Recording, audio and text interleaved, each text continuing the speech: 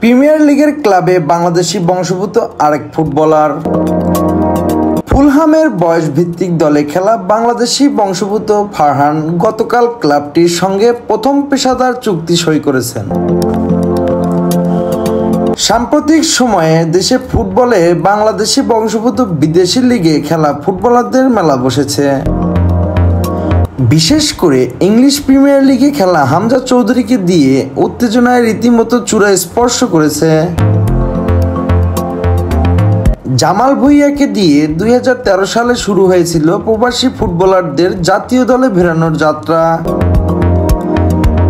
হামজা যোগ দেওয়ার পর এ সময়ে নতুন মাত্রা পেয়েছেন। জামাল ভুঁইয়া ছাড়াও এর মধ্যে প্রবাসী ফুটবলার হিসেবে জাতীয় দলে যোগ দিয়েছেন তারেক কাজী, সমিত সোম ও ফাহমিদুল ইসলাম।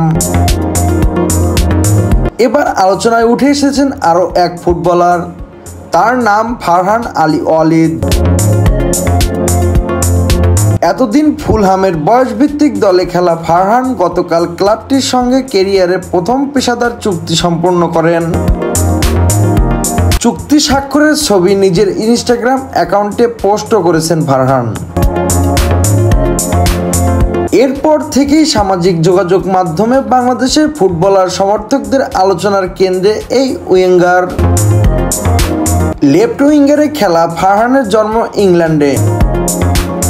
তার বাবা মা দুইজনই বাংলাদেশি হলেও তার জন্ম ইংল্যান্ডে। ফুটবলে ফারহানের যাত্রা শুরু হয়েছিল চেলসিতে। 2019 সালে চেলসির অনূর্ধ্ব-12 দলে ছেড়ে যোগ দেন ফুলহামে। এরপর খেলেছেন ফুলহামের অনূর্ধ্ব-18 ও অনূর্ধ্ব-21 দলে।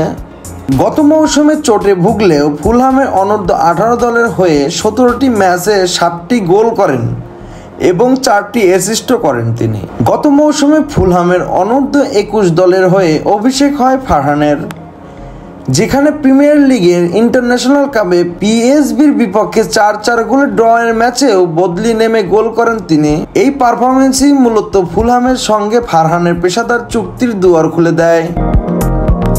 প্রিমিয়ার লিগের দল ফুলহামের সঙ্গে পেশাদার চুক্তি সই করেন ফারহান বলেন, এই অনুভূতি ভাষায় প্রকাশ করার মতো নয়। ফুটবল খেলতে শুরু করার পর থেকেই আমি এই মুহূর্তের জন্য পরিশ্রম করে যাচ্ছি, আর এখন পর্যন্ত এই পর্যায়ে আছি। অনুভূতিটা অসাধারণ।